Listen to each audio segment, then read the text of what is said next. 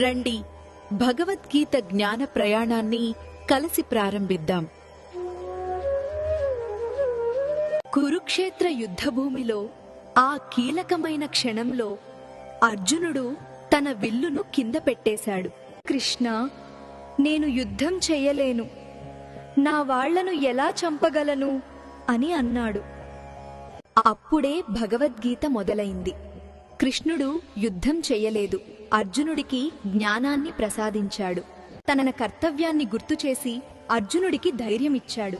అర్జునుడు మళ్లీ లేచి యుద్ధం చేసి విజయం సాధించాడు. ఇది మనకిచ్చే సందేశం.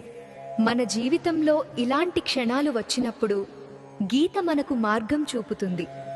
గీత యుద్ధానికి మాత్రమే కాదు, జీవితానికి కూడా.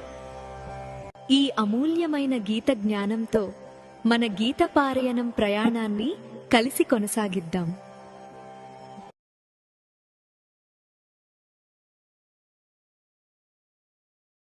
నమస్కారం.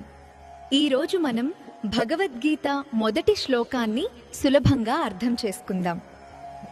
ధర్మక్షేత్రే కురుక్షేత్రే సమవేతాయుయుత్సవ మామకాః పాండవాశ్చైవ కిమకుర్వత సంజయ. ఈ శ్లోకంలో ధృతరాష్ట్రుడు అడుగుతున్నాడు, ధర్మభూమిలో నా కుమారులు పాండవులు ఏం చేస్తున్నారు అని.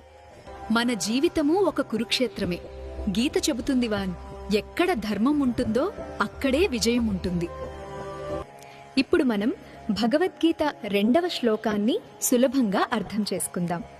దృష్ట్వా తు పాండవానీకం వ్యూఢం దుర్యోధనస్తదా ఆచార్యముపసంగమ్య రాజా వచనమబ్రవీ. పాండవుల సైన్యం సవ్యంగా అమర్చబడి ఉందని చూసిన దుర్యోధనుడు తన గురువైన ద్రోణాచార్యుని దగ్గరకు వెళ్లాడు.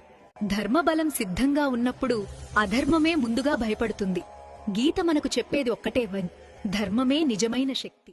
మన భగవద్గీత ప్రయాణంలో ఇప్పుడు 3వ శ్లోకం, దీని భావాన్ని తెలుసుకుందాం. పశ్యైతాం పాండుపుత్రాణాం ఆచార్య మహతీం చమూం వ్యూఢాం ద్రుపదపుత్రేణ తవ శిష్యేణ ధీమతా. ఓ ఆచార్య, మీ శిష్యుడైన దృష్టద్యుమ్నుడు అమర్చిన పాండవుల గొప్ప సైన్యాన్ని చూడండి అని దుర్యోధనుడు చెప్పాడు. ధర్మం వైపు ఉన్న సిద్ధతను చూసి అధర్మమే ముందుగా కదిలింది. గీత చెబుతోంది, సిద్ధతే నిజమైన బలం.